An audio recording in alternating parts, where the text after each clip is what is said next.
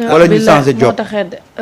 doyen Sano ñu wax ci beneen biir muy livre blanc bu massacre bu Thiaroye ñu daal di koy jox ni ki tey ji le président de la République fële ca palais ba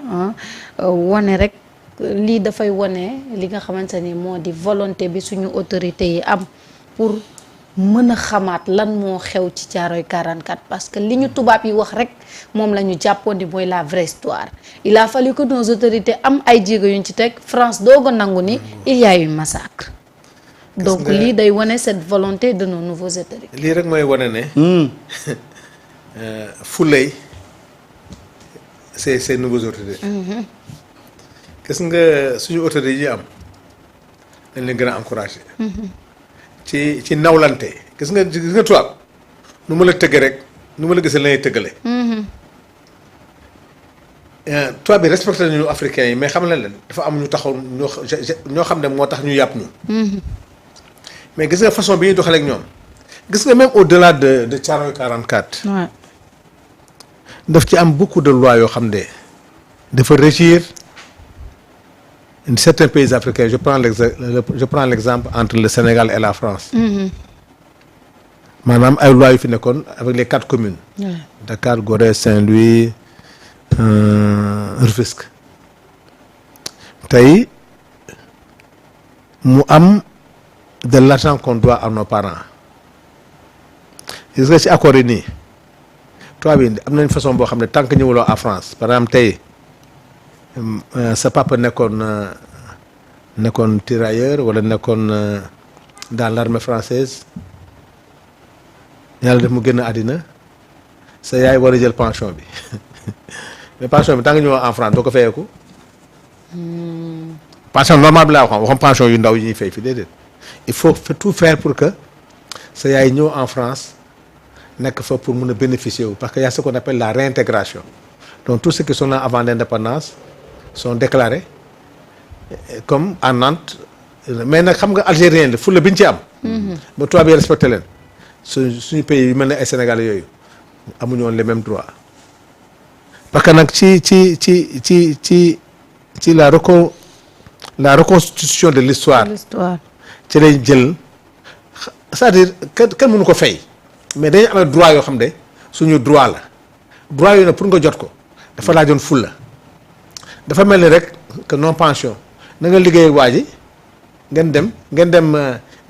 demanoo retraite nga ñëw Sénégal ñu ne duñ la fay plein pension te boo tegee France ñu fay la ko te li ngay dundee foofu nanga tu préfères ñëw Sénégal dundee ko mais on t'oblige à rester en France pour vivre ça donc il y a beaucoup d'accords yoo xam ne gëm naa ne ce gouvernement là avec l'histoire de Thiaroye il y aura d'autres accords yoo xam ne dina faciliter suñu immigré yi fa faciliter ñi nga xam ne ils ont eu la double nationalité faciliter ñi nga xam ne aussi seen parents yi ils ont fait la guerre ba am droit ñu war a récupérer mais tant que ñu ngi toog Sénégal duñ ko am sinon on leur facilite le visa ñu dem en France récupérer seen droit loolu aussi je pense que l'histoire de Thiaroye on va beaucoup y apprendre mais ci l'histoire politique aussi du Sénégal xam nga boo demee mooy rek li jëm ci suñu c'est vrai les tirailleurs mais di jëm suñu kilifa yi seen histoire boo demee dans les monuments français di nga ko fekk mais tey on a du mal à récupérer ça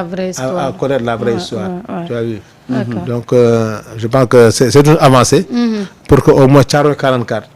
constate réellement ce qui s'est passé réellement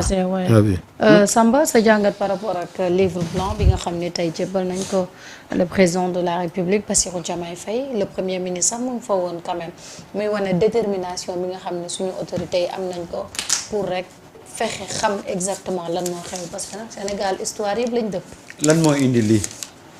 du ko indi Ousmane moo ko indi danañ ma waxati de Samb moom Ousmane rek lay wax waaye ki waral li wa am boo ko tuddul nekk ci li am amul sens photo bi frappé na ma de waaw seen photo bi frappé na ma on reprend nos dignités li am nii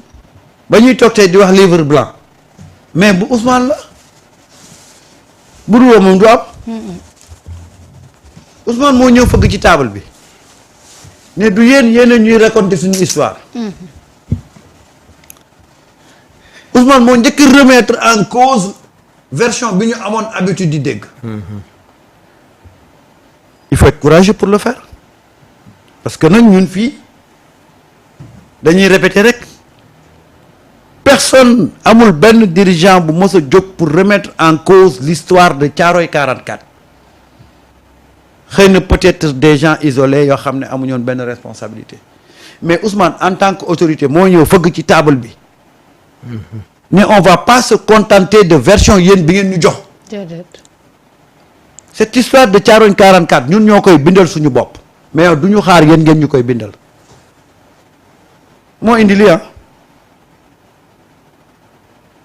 c'est à partir de là qu'on a commencé à maintenant dire à se poser des questions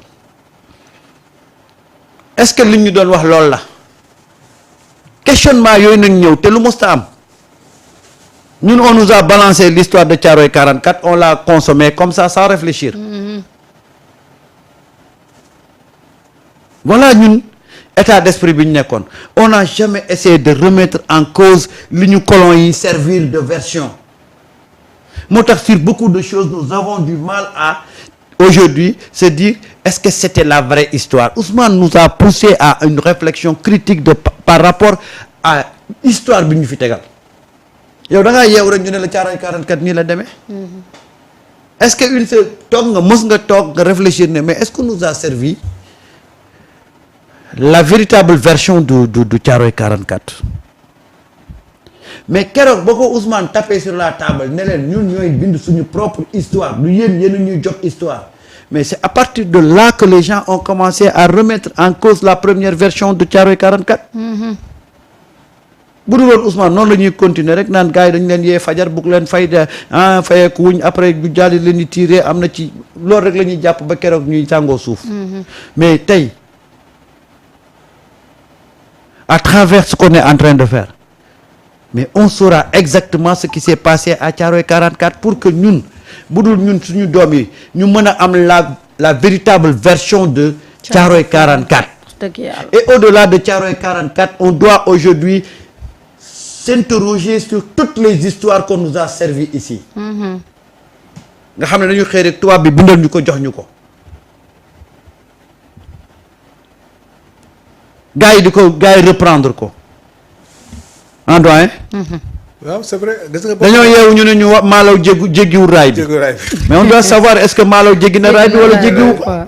et on le chante comme ça on le répète tey boo demee ci nit laaj ko yow fan nga déggee ne maalaw jéggiwul raay bi mu ne la dama koo dégg ci diw nga dem ci diw mu ne dama koo dégg ci diw noonu la ñuy def finalement quelle est la véritable histoire de maalaw woykat yi woy nañ ko Thiaroye 44 bii nii joué nañ ko woy nañ ko mais est-ce que c'est la vraie version. tubaab yi de liñ bëgg nga xam rek ngay xam. mais Ousmane nous a appris à être très critique par rapport à li ñu fi fekk si on veut reconstituer notre véritable histoire parce que nag gis nga un peuple lii définir tey ak ëllëgam mooy histoire bi muy am muy la vraie histoire mu basé wu ci pour mën a projeter wu. mais suñu amul la vraie histoire mais on a tendance tout le temps à être des perdus de vue tey na la wóor ne lii am buñ ci paree on saura exactement lan mooy la véritable version de Thiaroye 44. gis nga boo demee archive nationale d'outre-mer li mu jaaxal da nga jaaxle. da nga gis une partie ñu ne la secret confidentiel xam nga gën a grave très secret confidentiel notion très secret confidentiel. dañ naan lii c'est secret. mais même partie naan la très secret confidentiel. kan moo ko war a am kan moo ko war a jot ci loolu. xam loolu des fois ñu leen 35 mois la ñu leen 70 la et puis en vérité c'est très compliqué tubaab yi. am na yoo xam ne xalaat am na yoo xam ne wóor na yow da ngay gis yenn documentaire moom wóor na yii ça a été falsifié mais bi gën a doy waar boo demee seen archive bi d'outre-mer bi dañ lay partie ba dañ lay bindal très secret confidentiel c'est-à-dire on n'aura pas accès loolu yooyu mooy yi nga xam ne loolu na gouvernement yi di xeex xam na ñoom Ousmane Sonko ci loolu la ñuy xeex actuellement au fur et à mesure xoolal bi ñuy récupérer le sabre de El Hadj Omar Omar waay. waaw ñu naan moom la du moom ak du moom xam nga tubaab yi c'est que mais malheureusement nag quand notre ancien président nous disait que ñun on a été gâtés parce que dañ doon lekk fromage xaw ma yaawur. c'est que complexe boobu. moom la ñuy bëgg a dindi ba mu mooy set dem. amuñu Mais- complexe tubaab. mais il faut qu'on parvienne avoir accès aux archives d'outre-mer. parce que yooyu tant que amuñu ci accès. tubaab bi di bind dañ jox rek. Mais jusqu'à présent, la France, elle est réticente. Elle est réticente, Et le ouais. président de la République l'a dit aujourd'hui. ouais. Nee na la France n'a pas coopéré. Coopéré. Par rapport ak ñoom li ñu nekk nii. Pourquoi bëgguñu coopérer? Pour ñoom c'est leur histoire. C'est pas leur histoire. L'histoire d'outre-mer c'est pas leur histoire, c'est notre histoire à nous tous. Le fait que ñoom ñu nangu ko garder di yenn yi di ko estampiller trop secret confidentiel loolu moom c'est très compliqué. Tout à fait. loolu moo tax daal bon Thiaroye 44 on rend hommage à nos grands-parents. Ouais. Mais le combat il est pour nous tous. Et moi, je pense xam nga seen notion de secret défense. défense waaw loolu rek déjà tappale tapale la secret défense. très secret défense. très secret de confiance. xam nga gars yi dañu indi terme yoo xam ne bu ñuy mooy bu ñu lay wax fi Sénégal rek terme yooyu nañ tubaab bi indil. tubaab bi naan la homme d'état raison d'état day def seen njaaxum sax